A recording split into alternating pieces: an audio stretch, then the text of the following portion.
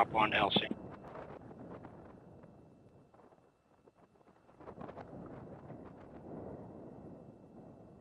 Prop 1 LC, net 1. Go for Prop 1. I want to make sure you're aware we're going to delay start of fuel fill sequence. Affirmative.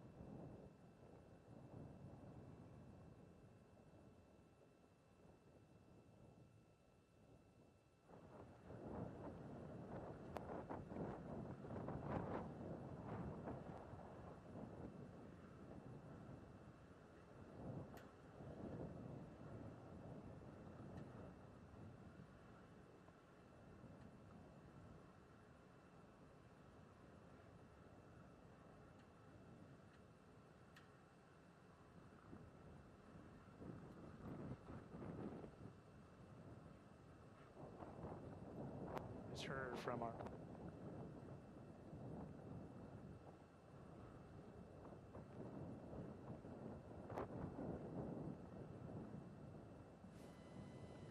And as you just heard from our launch conductor on Channel 1, we are standing by for a new T0. We'll bring you more information as soon as we have it.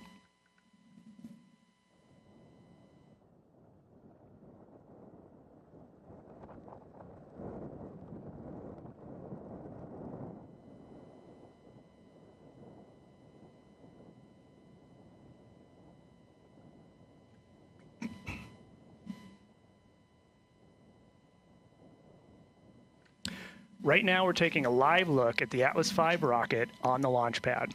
As the countdown continues, our team is taking the final steps in preparation for liftoff.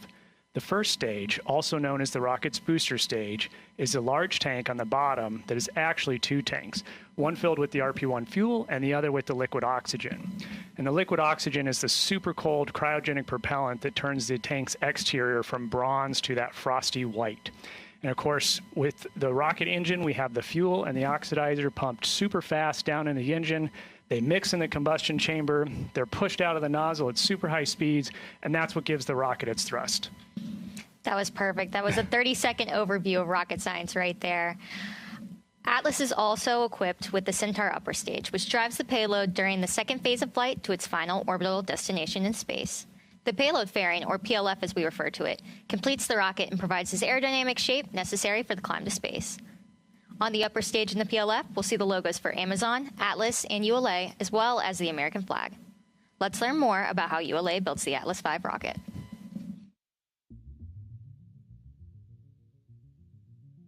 Engineered in Centennial, Colorado, ULA's Atlas V rocket is built in Decatur, Alabama, and launched from Cape Canaveral, Florida. Once the rocket is manufactured, it travels to Cape Canaveral on ULA's cargo ship, known as Rocket Ship. After arriving in Florida, ULA's launch operations team begins assembling the rocket. Stacking begins with lifting the 107-foot Atlas booster, powered by an RD-180 engine, onto the mobile launch platform. For Amazon missions, 5 solid rocket boosters are attached to the sides of the first stage for additional thrust at liftoff. ULA's ultra-thin stainless steel Centaur upper stage, powered by an RL-10 engine, is then lifted into position. Lastly, the payload fairing, containing the spacecraft, is lifted and mated to the Atlas V rocket.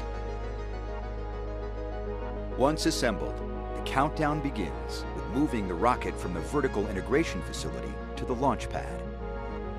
The trip to the pad is about 1/3 of a mile. Throughout the 20-minute trip, a payload van leads the move, providing communication with the spacecraft, followed by the ground van providing support to the rocket. The mobile launch platform supplies air conditioning, electrical, and propellant lines to the rocket. Track mobiles at the rear power the convoy, which includes an environmental control system providing air conditioning to the payload and rocket, as well as a backup generator. Atlas arrives at the pad for fueling and other final preparations, and once fueled, weighs nearly 1.3 million pounds and stands 205 feet tall.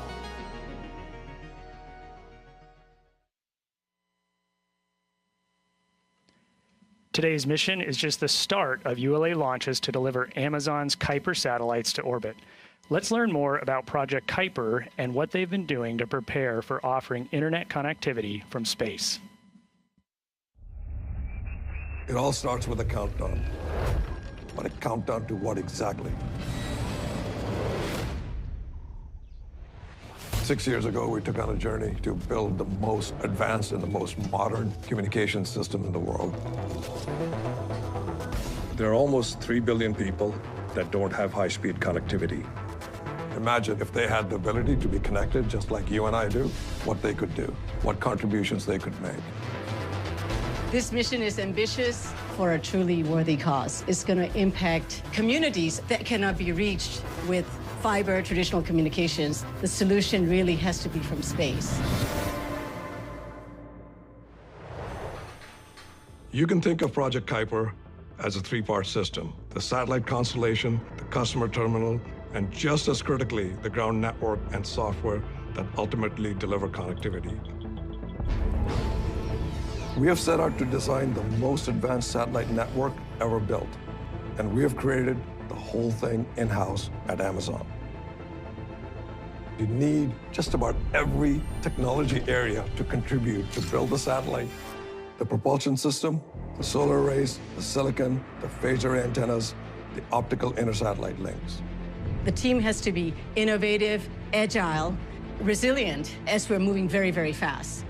Building, testing, developing in-house has been an extraordinary ingredient. When we first proposed Project Kuiper internally, one of the first questions was, can you produce an affordable customer terminal? We knew that was going to be the linchpin of our system. The big breakthrough for us was combining transmit and receive antennas into a single aperture. No one had ever done this in the Ka-band. That let us pack a ton of performance into a really compact, really low-cost design. We're going to build tens of millions of these antennas, and we are well on our way. The design is done. We're now in the factory manufacturing it. We talk about the satellites and constellation, but Kuiper is a satellite constellation being operated as a network across hundreds of ground gateway terminals. Our ground network is spread out all over the world, and each site connects back to AWS. We already have a bunch of these sites installed everywhere from Australia to Germany, and more of them are coming online every month. There's a big difference between launching 2 satellites and launching 3,000 satellites. The past couple of years, my team has really been focused on how to achieve scale.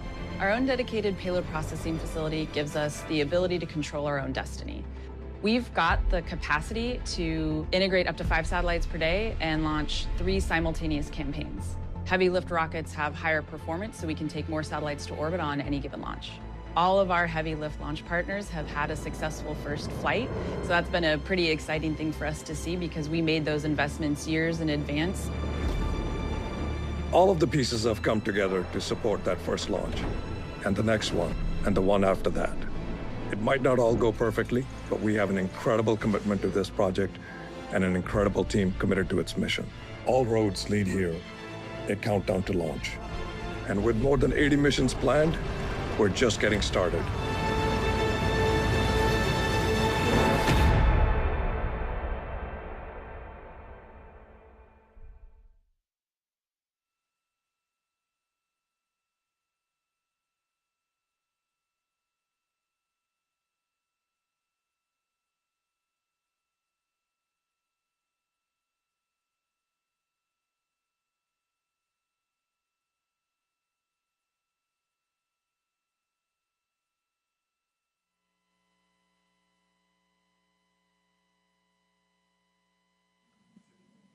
This is Atlas Mission Control. We are currently in a hold due to weather, and we are awaiting a new T0.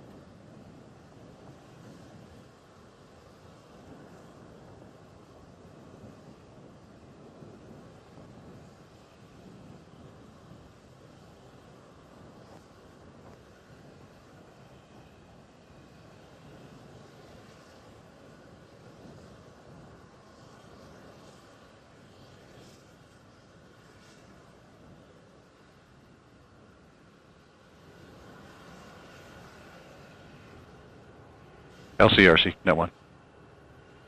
Go RC. We've coordinated the new T023:40 with the range, and it's been approved. Roger.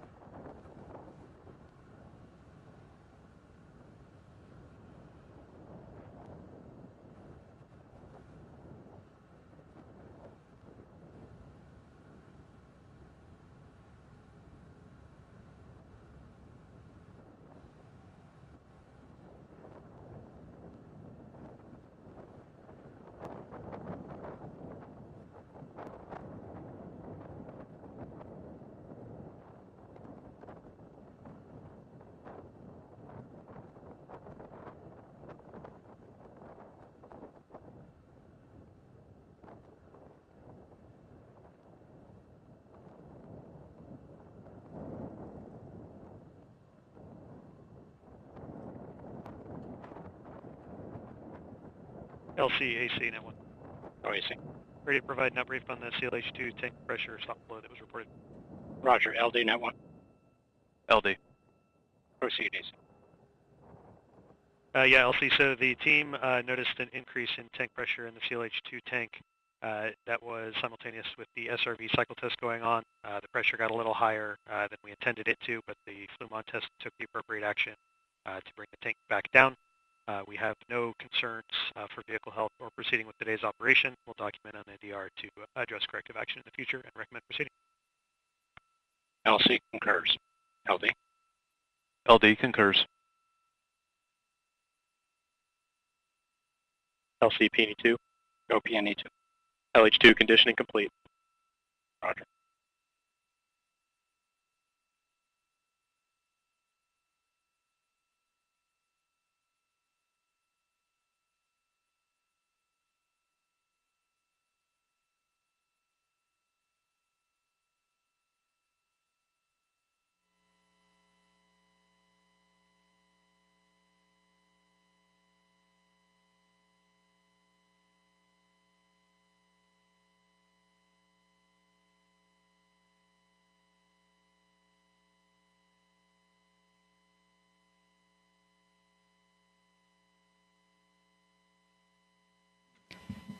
And we just received a new T0 of 7:40 p.m. Eastern Time. Our hold is extended due to weather, so let's get an update from Brian Sizik. Thanks, guys. Yes, and currently we are no-go for the cumulus cloud rule, and we're also monitoring the winds at the ground level as well. So here's why we're no-go for the cumulus cloud rule. Notice these showers that are off the coast here. Now, they're not directly over the launch pad, which is about right here, but because they're fairly tall, they could hold a charge. And actually, if they get to a certain level, the minus 20 Celsius level, it's a 10 nautical mile standoff from the launch pad and the flight path. So that's likely what we're dealing with here. These are pretty tall showers. So the launch weather team is monitoring this. We're watching the motion here. So notice that they are pushing to the south and maybe a little bit to the east. So if we could get these to push a little bit farther to the east and get outside of that 10 nautical mile range, we could potentially clear that cumulus cloud rule. Now, we're also watching some more showers that are developing farther to the north. Now, again, they look like they're trying to push a little bit farther to the east. But again, the team will be monitoring these other showers that are starting to come in from the north. And then if we switch to winds, this is the other weather factor that we're monitoring here tonight. So notice the red numbers here. So that is the gusts right along these our weather towers here at the Cape and KSC. We're monitoring the wind. So notice that the gusts are in the low to mid 30s. We're seeing some peaks miles per hour. So again, we're going to need some of those gusts to come down in addition to the showers pushing a little bit farther away from the launch pad. So those are the two factors. It does look like it is improving marginally as we go towards the end of the window. So again, the POV currently 80% at the opening of the window, but as we push later, it does look like it improves a little bit. So that's what the team's going to be watching. Again, as I mentioned, if we can find a gap in the weather and if we could find some good conditions, the launch weather team will give that go call. So guys, back to you.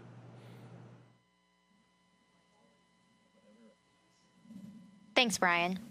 As you heard, we're going to take a pause in our live broadcast so we can work closer towards our T0. Hopefully, the weather will clear up in this time being, and we'll see you shortly.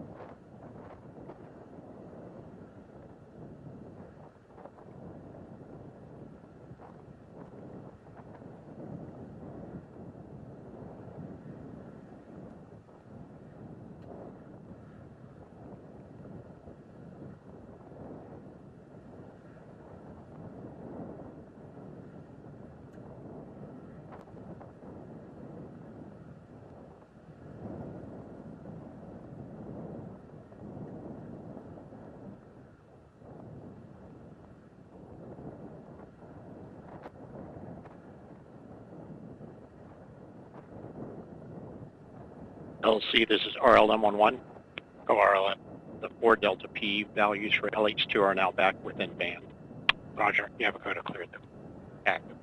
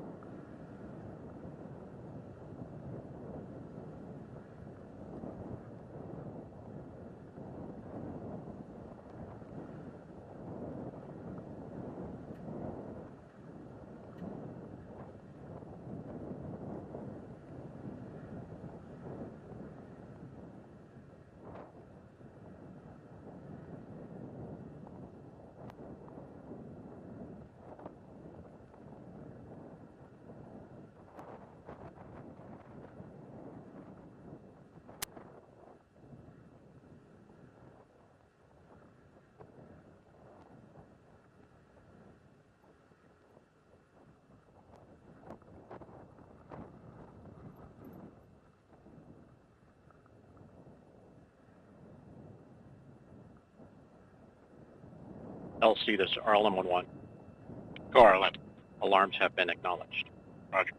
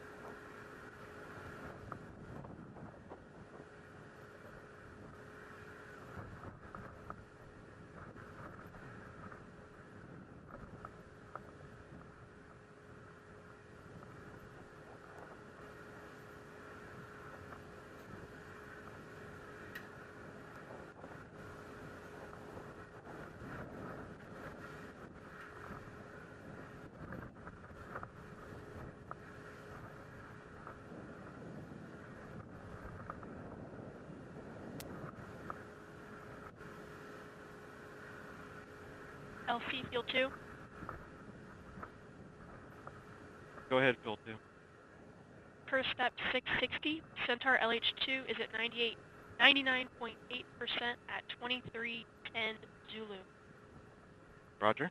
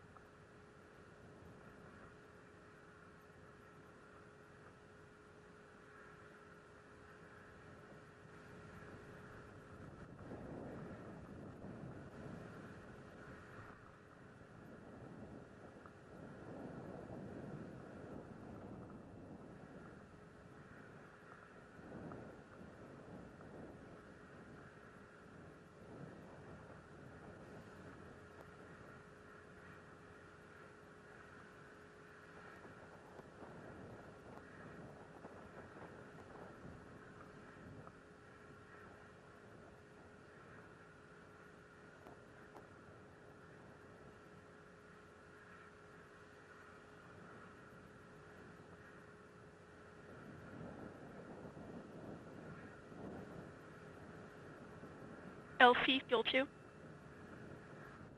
Go Field 2. First step 700, Centaur LH2 has been above 99.8% for 5 minutes. Roger. PNA 2, LC. Go ahead, LC. Perform Centaur LH2 SUV cycle test. Roger.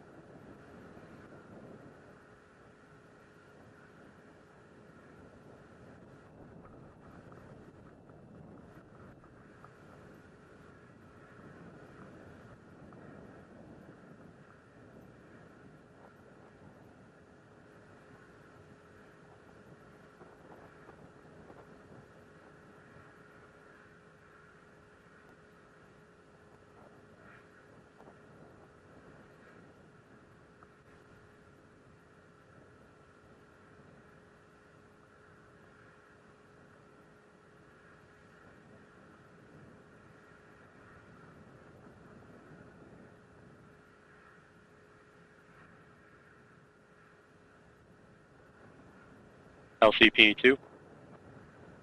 Go PNA2. Centaur Cryo SEV cycle test is complete. Roger. OSLC. This is what? Perform data transfer to backup CCLS. Roger.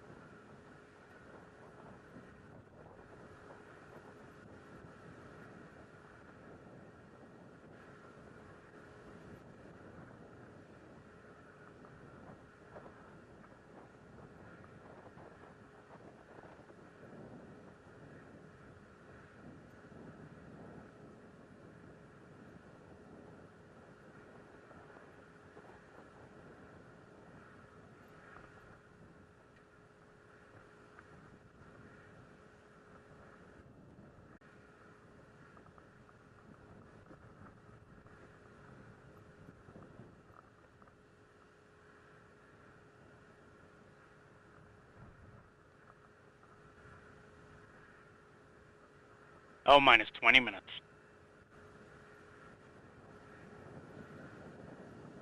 LC locks 1. Go locks 1. Atlas LO2 remains at flight level. Roger. LC locks 2. Go. Centaur LO2 at flight level. Roger. LC Fuel 2. Go Fuel 2. Centaur LH2 at flight level. Roger.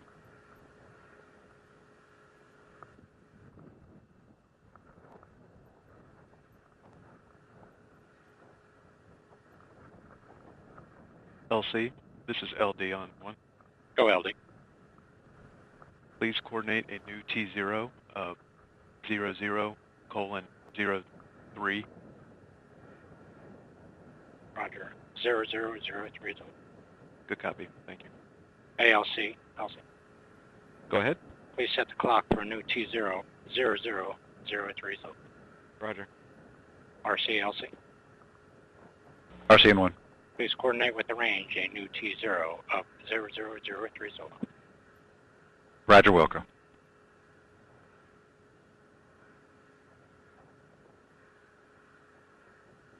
LD, LC at 1.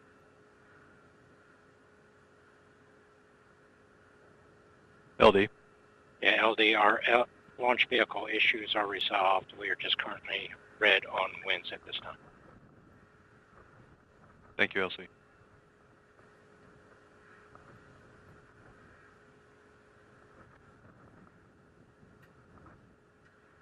LC, ALC. Go. Countdown clock has been set for a new T0 of 03000. Roger. All right, for the team, for our new T0, L count is L minus 41 minutes. And SCI, LC, channel 1.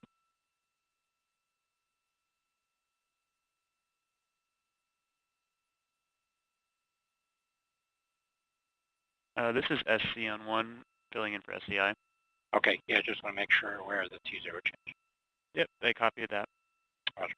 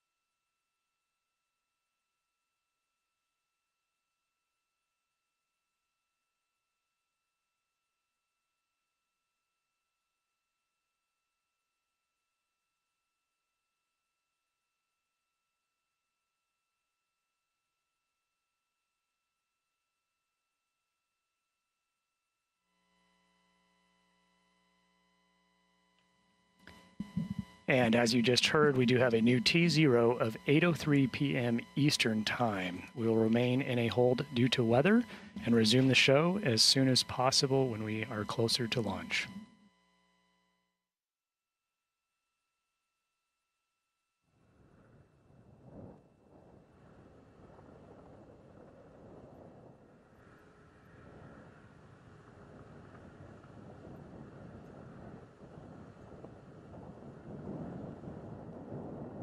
LC, RC, Channel 1. Go RC. The range has approved our new T0 of 00:03 Zulu. Roger.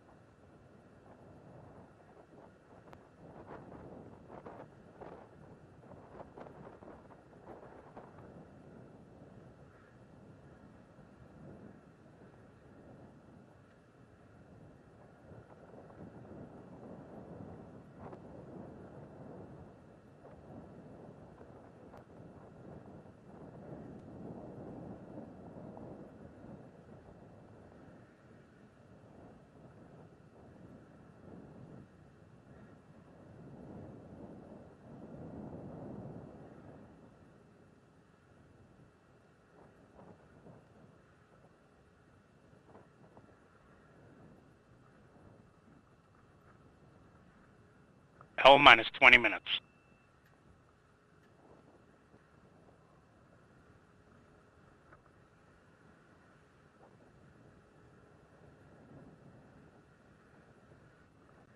LC, this is LD on 1.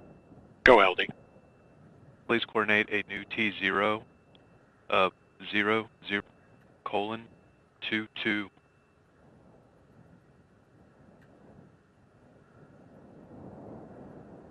Roger, 0022 Zulu. Good copy. ALC, LC. Go ahead. Please set the clock for a new T0 0022 Zulu. Roger. RC, LC. RC on 1. Please coordinate with the range, new T0 0022 Zulu. Roger, Wilco.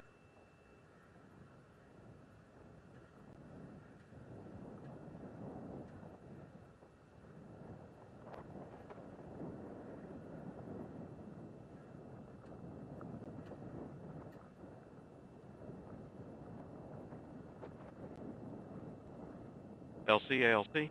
Go. Contact clock has been set for new T0 of 0022 Zulu. Roger. All right, for the team, we're at L minus 37 minutes.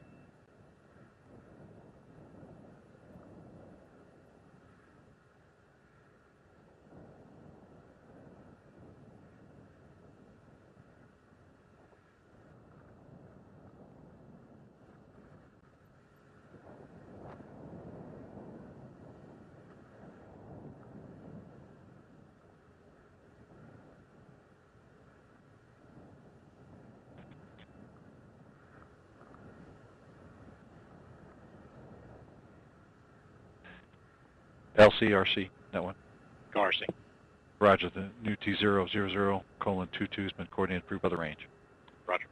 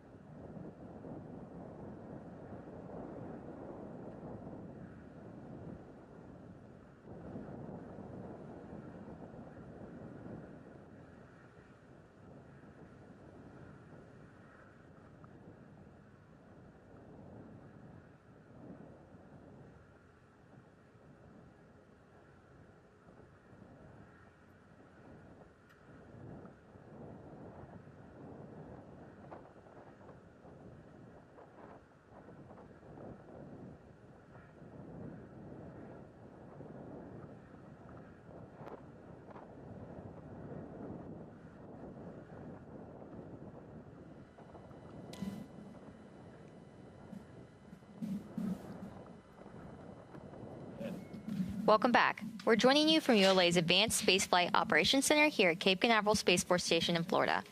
We're continuing to work to our new T0 of 8:22 p.m. Eastern Time. Yeah, and there are a lot of things that go into planning a new T0. Vehicle readiness, waiting for weather like we are right now. Launch vehicle looks good.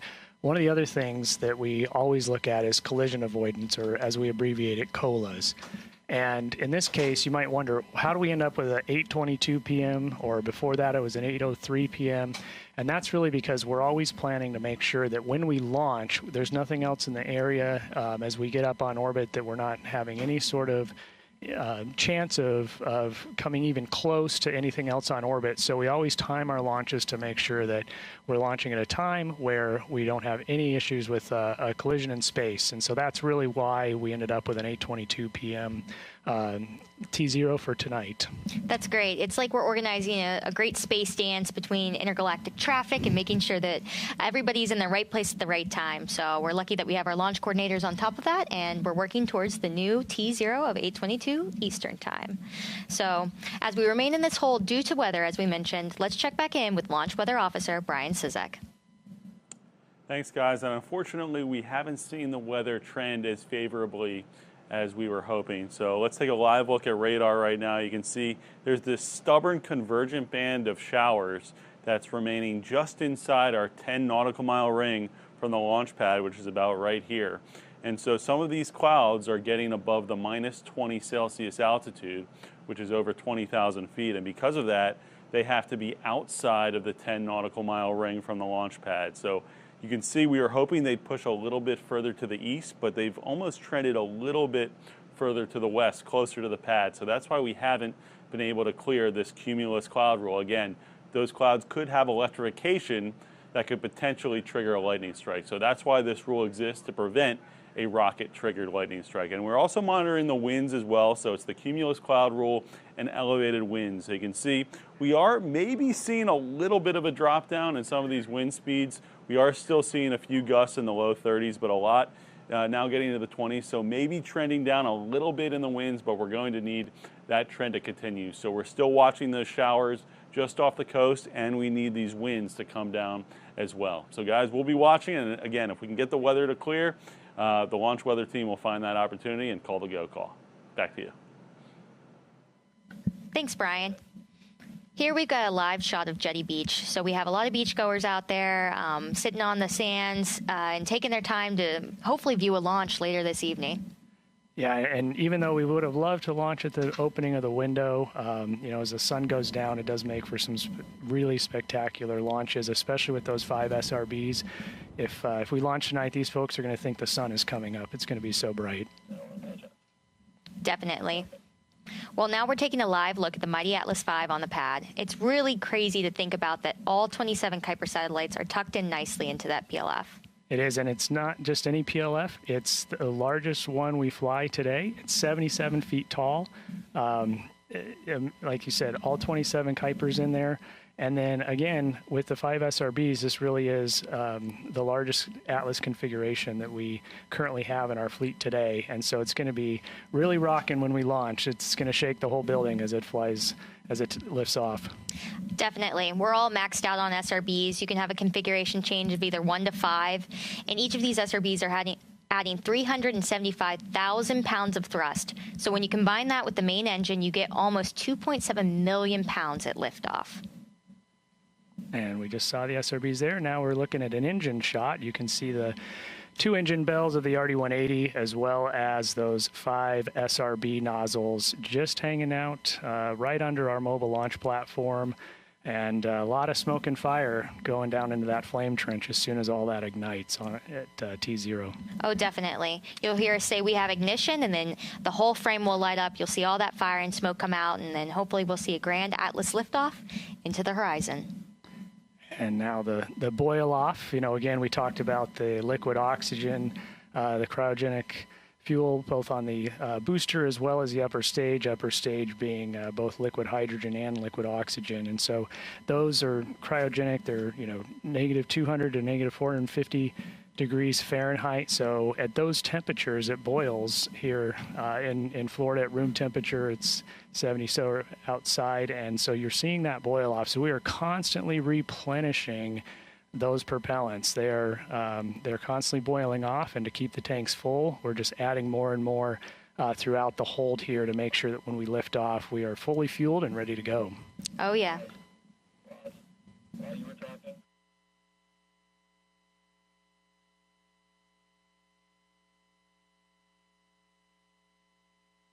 ALC. Oh. Countdown clock has We've just heard from our mission control that we now have a new T0.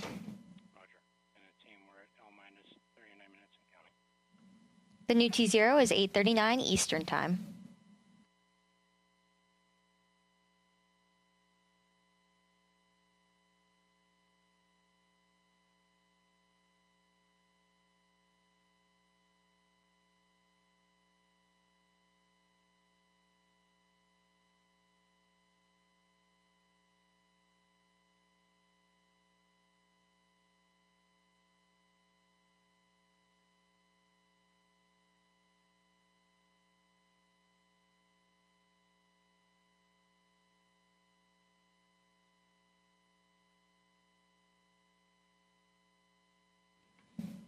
And just a reminder, we do have a 2-hour window tonight, so we do have window remaining, even with the T0 being rescheduled due to the weather delay.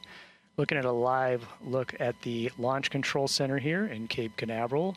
Engineers all continuing to intently watch their data throughout the hold and monitor the vehicle as we proceed through the weather delay.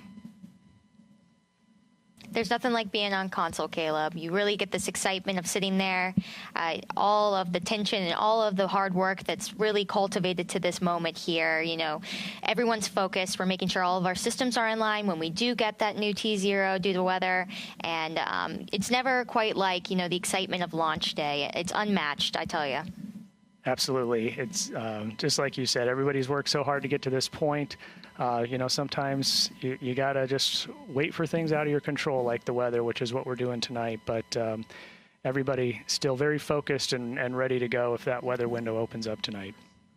And even if we do have a 2-hour window, you know, at the beginning of the window, we would have gotten that launch right around the sunset time, but night launches are also equally spectacular. You really do get to light up the sky. You feel the whole building shaking. You really hear that power of those SRBs with those main engines, the RD-180s, and you get a good liftoff out of Earth's atmosphere. So night launches are equally as cool. You've got the bright, shiny, you know, star coming through, and nothing like an Atlas V launch. Yeah. And we're now looking at the Mission Directors Center. So we have our Amazon customer as well as our Space Force customer in there monitoring the launch. And this is the management team who is making all the decisions on what our new T0s are, making sure that we're proceeding through the count and doing all of the final polls and giving that final go up till launch, as well as our Engineering Support Center here in the ASOC.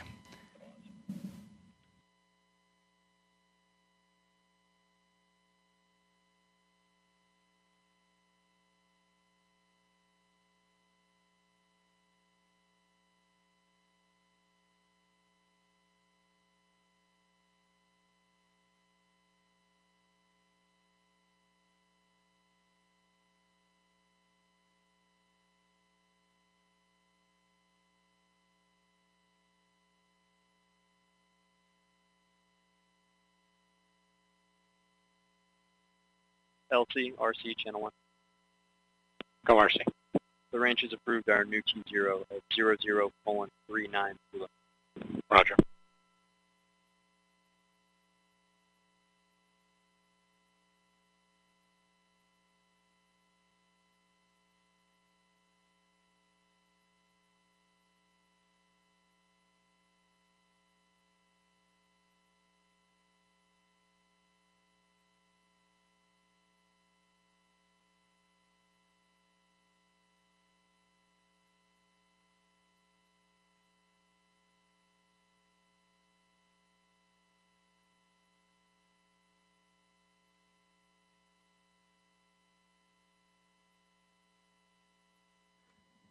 This is Atlas Mission Control at T-minus 4 minutes and holding. ULA's new Vulcan rocket was recently certified by the U.S. Space Force to launch critical missions for the U.S. government. Let's take a look back at the Vulcan certification flights.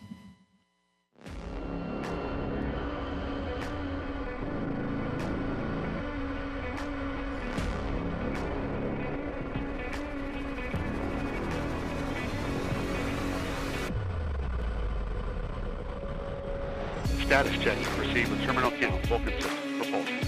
Go. Hydraulics. Go. Pneumatics. Go. LNG. Go. LO2. Go. Water.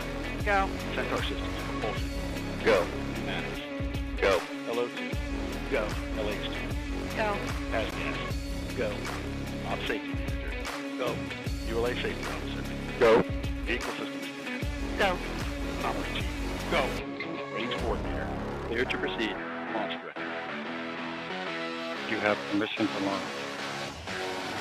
We have ignition.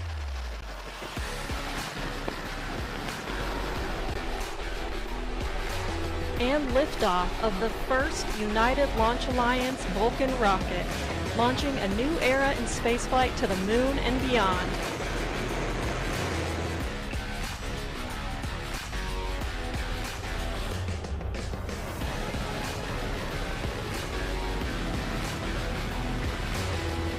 And the vehicle has cleared the tower.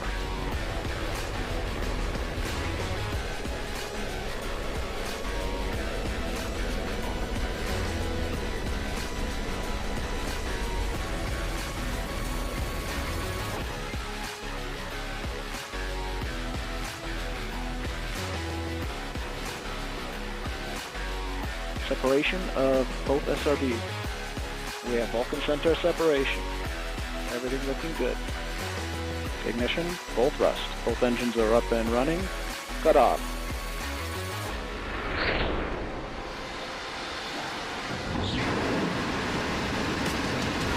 We have engine ignition.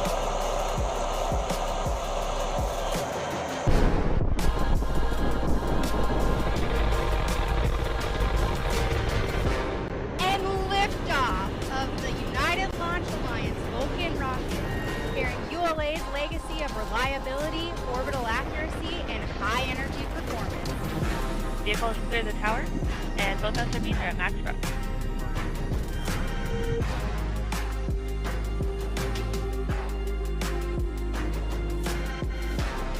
Vehicle is looking good right down the range track. Everything looking up. CE were performing as expected. All temperatures and pressures good. Vehicle has begun its pitch and drop program. And bearing jettison has been indicated.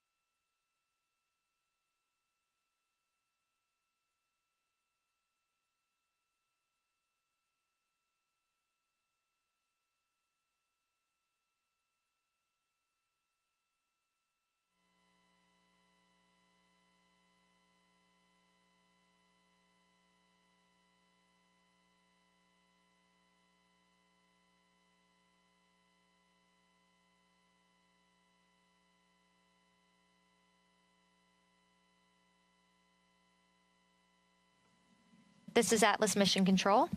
We have plenty of exciting launches coming up here in 2025, but 2024 had a memorable year for ULA. Along with 2 Vulcan launches, we launched humans for the first time with the first crewed flight test. We celebrated our 100th national security launch with the USSF-51 mission and said goodbye to the Delta vehicle with our final Delta IV heavy liftoff carrying NROL-70. Let's take a look back at these very exciting missions.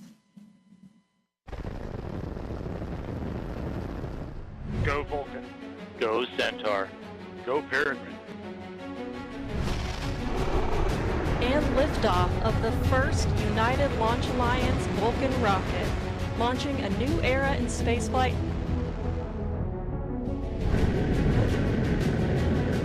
Liftoff of the final United Launch Alliance Delta IV heavy rocket, closing Delta's 6-decade legacy of excellence in space.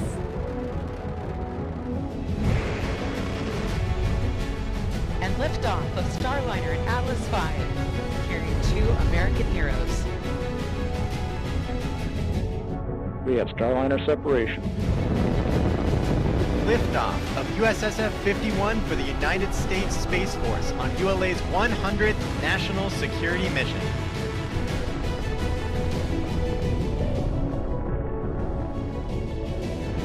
Go Vulcan. Go Centaur. Go Cirque. Liftoff of the United Launch Alliance Vulcan rocket, carrying ULA's legacy of reliability, orbital accuracy, and high energy performance. And fairing jettison has been indicated.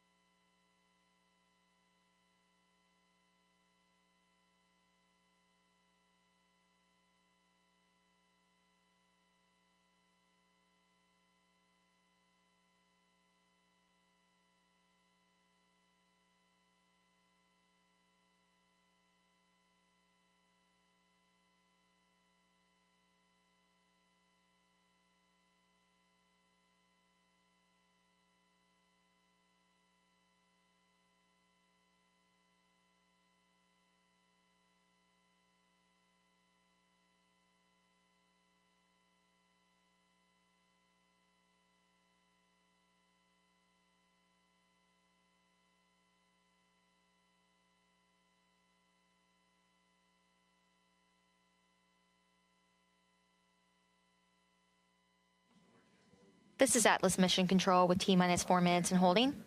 Atlas rockets have launched many of the world's vital space assets. Let's take a look at the impressive legacy of the Atlas family of rockets.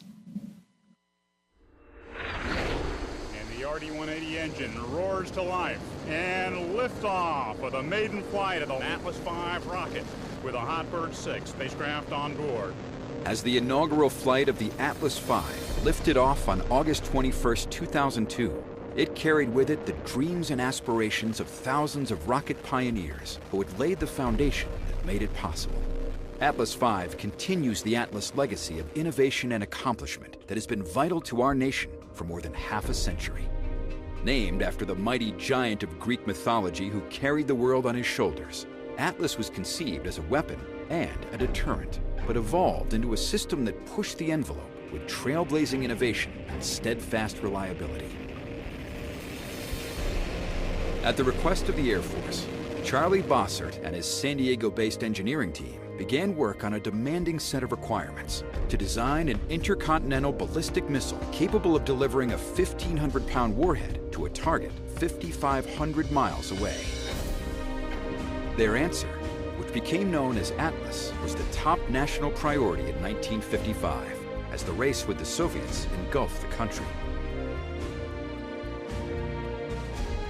On June 11, 1957, the first Atlas flight lifted off from Space Launch Complex 14 at Cape Canaveral, Florida. The flight ended 38 seconds later, but Bossart's team had taken the first step and proven the structural integrity of their innovative pressure-stabilized steel tank. Complete success for the Air Force and Bossart's team would come just 5 months later, on December 17, 1957. Go, honey, keep going, baby.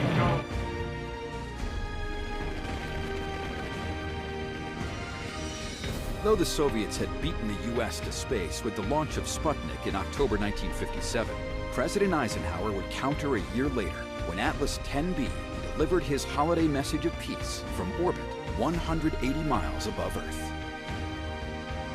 Known as Project SCORE, the orbiting Atlas booster became the world's first communication satellite. This is the President of the United States speaking. Through the marvels of scientific advance, my voice is coming to you from a satellite circling in outer space. Attention all personnel, report to the blockhouse immediately. Countdown will begin. On September 9, 1959, Atlas 12D became America's first operational ICBM, following launch from California's Vandenberg Air Force Base. In all, 350 Atlas ICBMs were built and stood on operational alert through 1965. The surplus boosters were refurbished and used by the Air Force, the Army, the Navy, and NASA. The last refurbished booster was launched in 1995. By the early 1960s, the Atlas booster had made the transition from missile to space launch vehicle, and 1962 proved to be a pivotal year. Riding atop an Atlas booster in Project Mercury's Friendship 7 capsule, John Glenn became the first American to orbit the Earth on February 20th, 1962.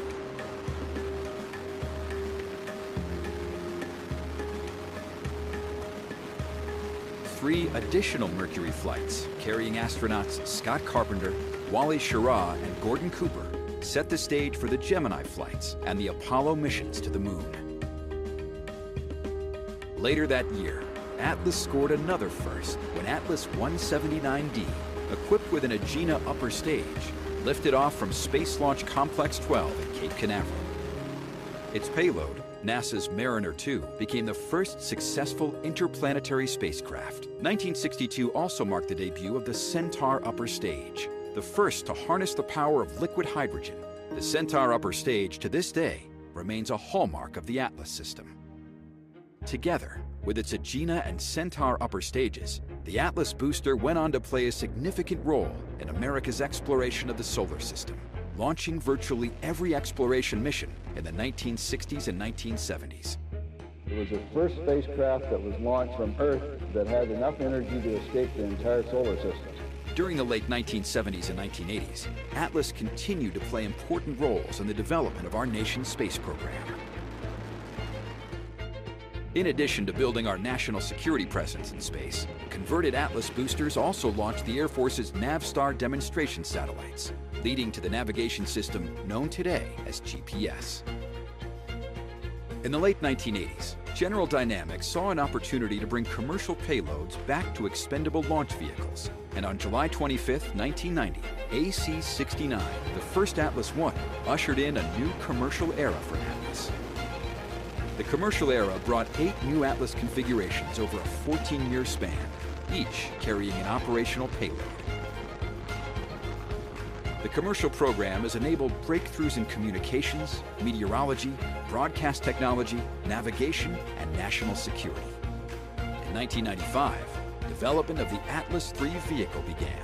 In a bold move, the Atlas booster engine system was replaced with the powerful RD-180, which generates 860,000 pounds of thrust and has throttle capability resulting in a smoother and more efficient ride.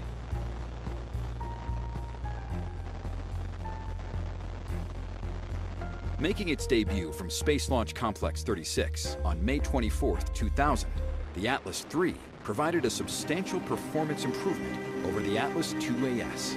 Reliability was increased by reducing the number of engines from 8 to 2 and the elimination of 5 staging events, as well as more than 10,000 parts. This is Atlas Mission Control at T-minus. In 1998, the Atlas team embarked on a development project for the United States Air Force that would forever change the Atlas vehicle. And the RD-180 engine roars to life. And liftoff of the maiden flight of the Lockheed Martin Atlas V rocket with a Hotbird 6 spacecraft on board for Eutelsat in Paris, France. For more than 40 years, Atlas vehicles had relied on the pressure-stabilized steel tank developed by Charlie Bossert and his team. In a departure from conventional thinking, the Atlas V development replaced the tank with a structurally stable common core booster. In addition to vehicle modifications, the team took a new approach to processing and launch. Atlas V processing is done vertically, and the mobile service tower has been replaced by a mobile launch platform, which carries the entire assembled vehicle to the launch pad, ready to fuel and launch. The Atlas V is expanded to multiple payload fairing and solid rocket booster configurations, as well as re-establishing a launch capability from the West Coast at Vandenberg Air Force Base. The Atlas vehicle has a long legacy of accomplishment.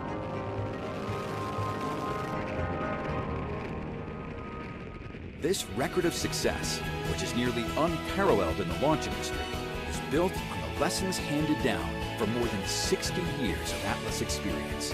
It is also a credit to the dedication and persistence of the Atlas team and their passion for mission success, one launch at a time.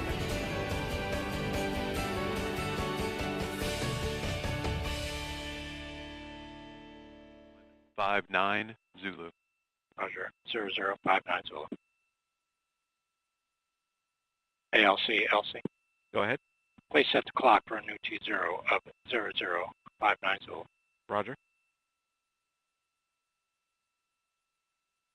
RC, LC. Go for RC. Please coordinate with the range new T0 of 0059 Zulu. Roger. In work.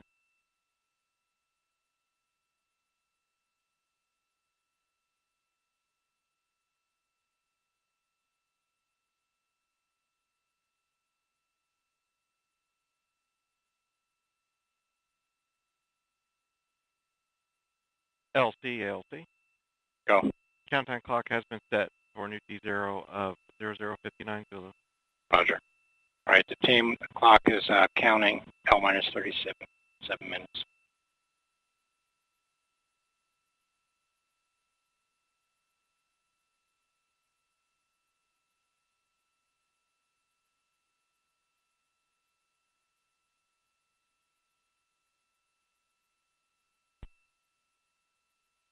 LC has guess. Go. Yeah, we've run into a slight issue where we've lost connection with the VNC on the laptop. It appears that the server is still running on the desktop in the lower PEB. There's been no interruption of ASGAS scanning. We're going to go through some steps such as closing out, restarting the VNC, or switching networks to see if we can get that connection back. All right, yeah, and so are we getting data? We are still getting data, yes. Roger that. Okay, report to me when you're complete with your investigation. Copy.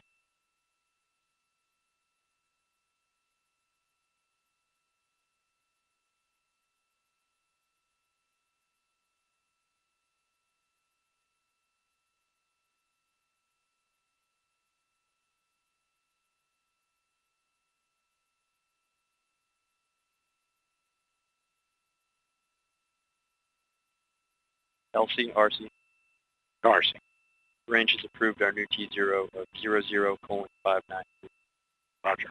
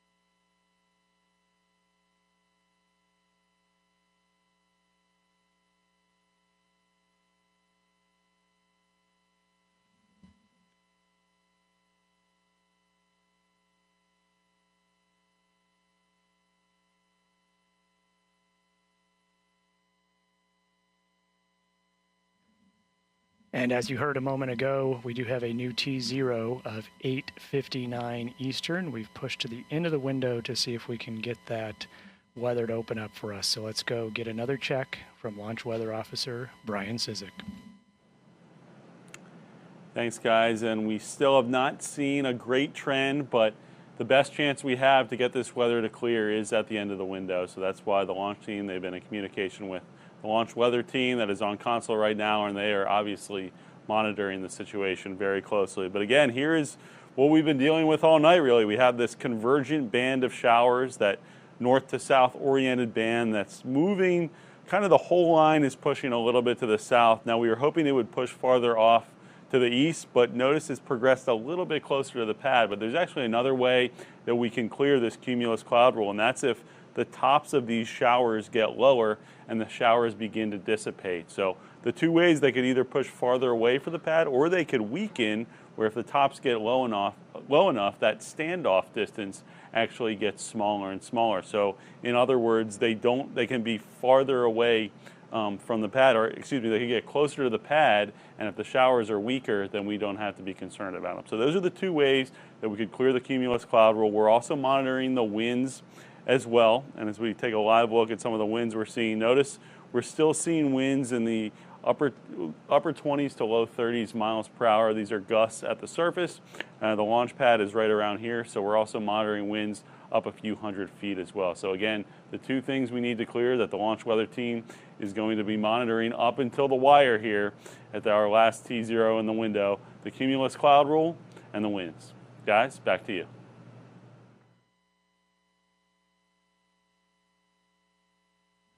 Thank you, Brian.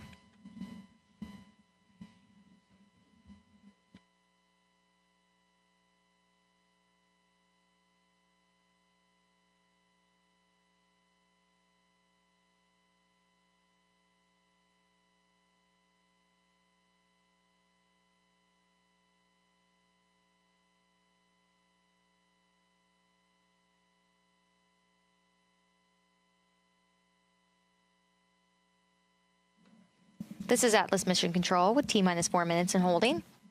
Following liftoff, viewers watching the launch from Florida and points north and east might be able to see the Atlas V in flight. Let's get a closer look at the visibility map. Check it out at ULA Launch on social media.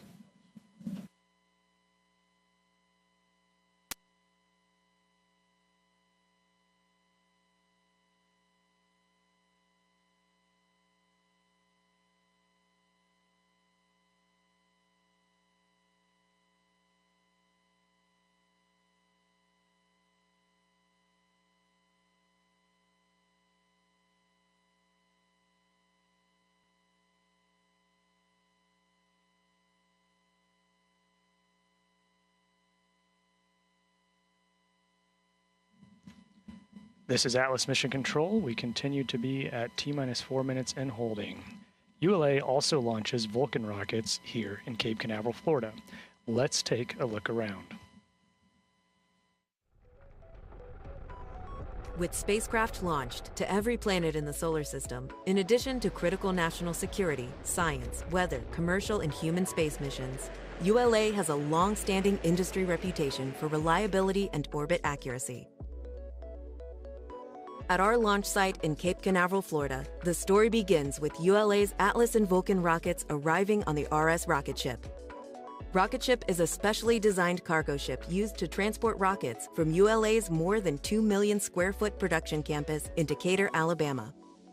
Once rocket ship arrives at Port Canaveral, the team offloads and transports the rocket to the pad. Launch site processing begins with Launch Vehicle on Stand, or LVOS. The 107-foot Atlas V boosters and 109-foot Vulcan boosters are transported and hoisted into a vertical position using a crane. Atlas is lifted onto the mobile launch platform, while Vulcan is lifted onto the Vulcan launch platform. With the boosters in place on the launch platforms, solid rocket boosters are added next, followed by stacking of the interstage adapter and Centaur second stage. Meanwhile, the ULA team works simultaneously to help the customer encapsulate their payload into the rocket's payload fairing. The encapsulated payload fairing is the final piece to be mated to the rocket. With the rocket stack complete, the final launch preps begin.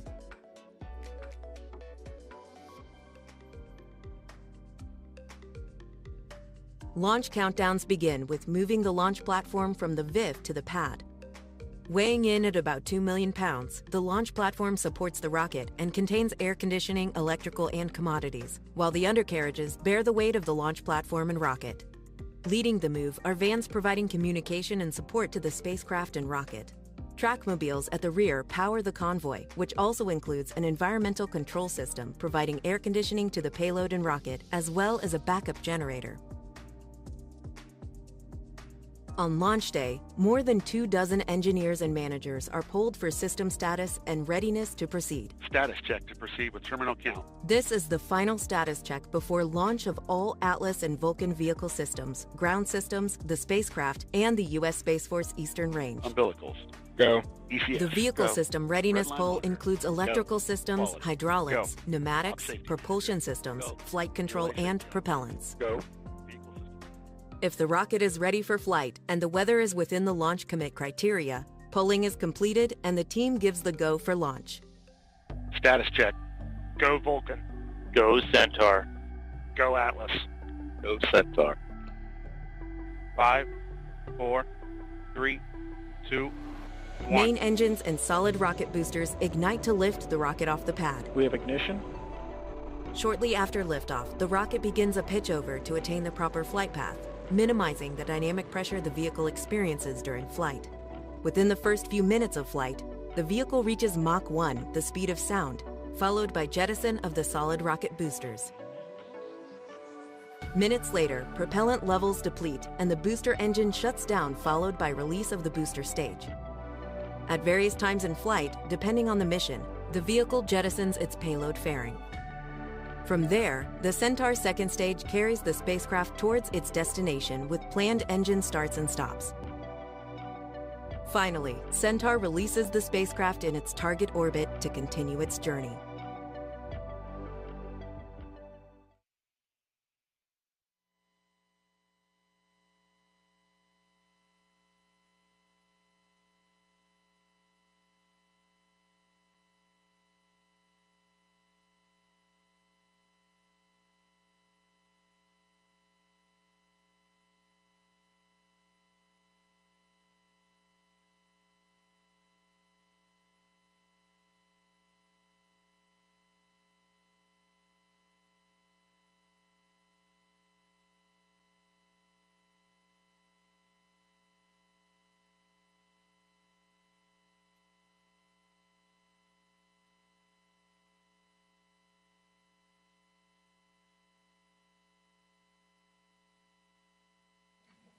This is Atlas Mission Control, still holding at T-minus in 4 minutes. Due to maintenance issues on the Tennessee River, recently ULA's rocket ship needed a creative solution to transport our rockets from our manufacturing facility in Decatur, Alabama, all the way to Cape Canaveral. ULA engineers and technicians devised a plan to load the flight hardware onto the barge and then transfer it back to rocket ship downstream of the maintenance site. Let's take a look at this innovative process.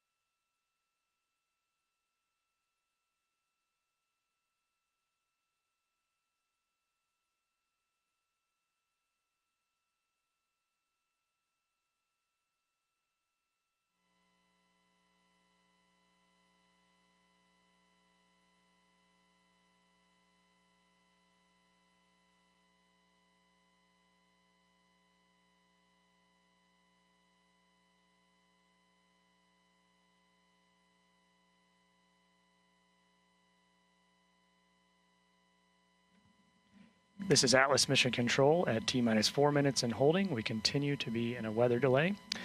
ULA continues to make numerous changes to our factory and launch pads to prepare for an increased launch cadence. The team recently finished assembling a new Vulcan launch platform, or VLP-A, inside a new vertical integration facility, or VIF-A. The A in the acronyms designates Amazon, as these facilities will be used to support Amazon launches. VLP-A will travel along a newly renovated rail system between VIF-A and Space Launch Complex 41 to enable seamless transport of overlapping launch campaigns.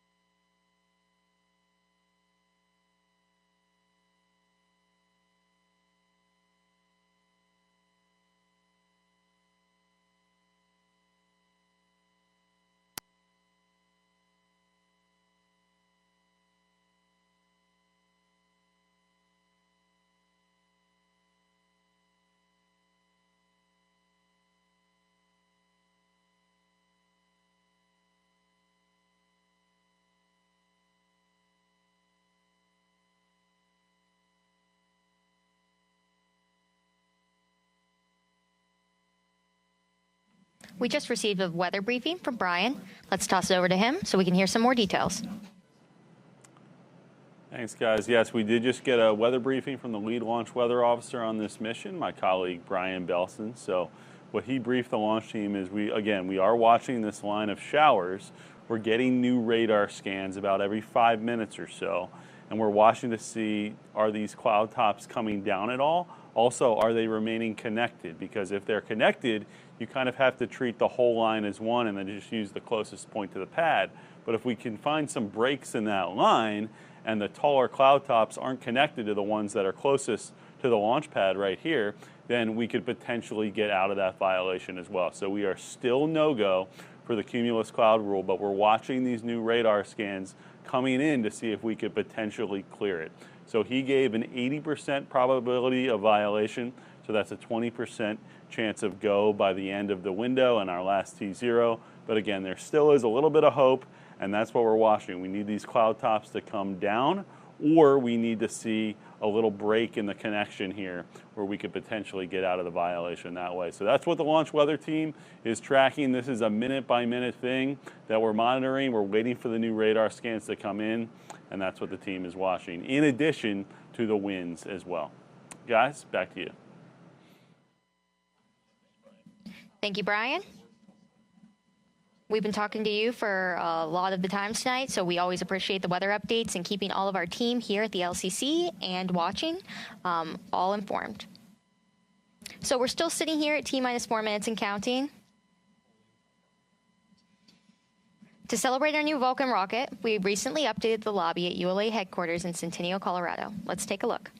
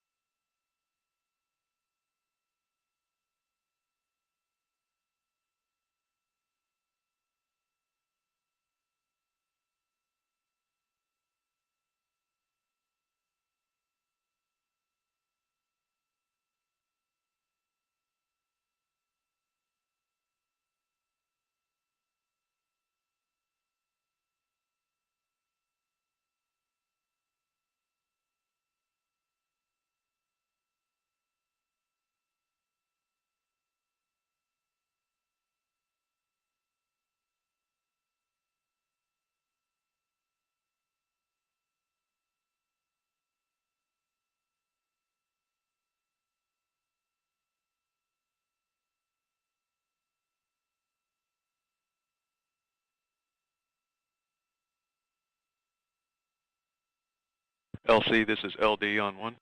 Go, LD. I am directing a launch scrub for today's operations. Please proceed with preparations for an extended turnaround with the next launch attempt under review. Roger, LD. All right, team, direct operation 60, or excuse me.